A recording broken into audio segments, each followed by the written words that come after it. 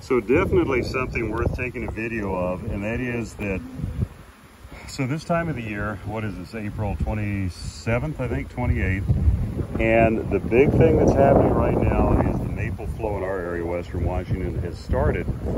And for those of you who have overwintered hives, or maybe even you got your nukes early this month, something you want to be really careful about, because, you know, once again, a really common question I get is, when do I know how to super, or when to super my bees?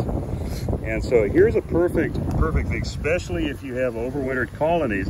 So let's see here, get the sun at the right angle. So you can probably see in there, there's brood, eggs, very young larvae.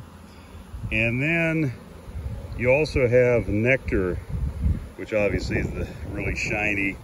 You have nectar that's being backfilled. In other words, the bees are just trying to put it wherever they have free space.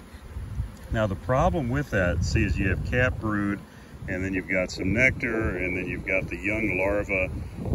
What happens is that starts putting pressure on the queen as they're backfilling, that she can run out of space to lay, which really encourages a swarm impulse, even if the queen is in her first year. Usually first year queens are not as prone to swarm, but once again, every hive kind of has its own personality. But so just something really to keep an eye open for. I did run across a couple of hives that had swarm cells, which is, you know, makes total sense this time of the year. But for those of you, especially with overwintered hives, something to really watch for, try and keep that brood area open as much as possible.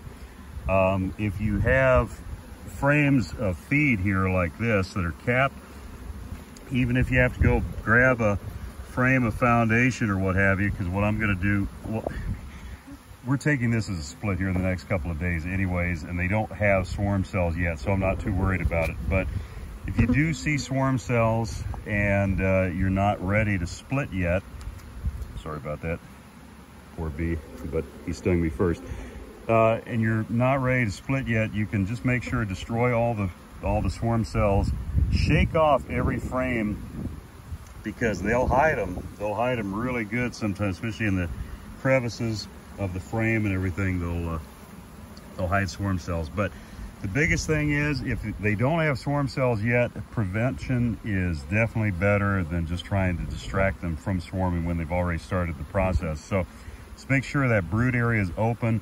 Even if you have to put a frame or two of new frame with foundation, just like this, that's what I would do. Just checkerboard a couple of them, open up that brood space so that the queen can keep laying, and you should be good, or at least it's a good probability you'll be good. But bees still have a tendency to do what bees are going to do.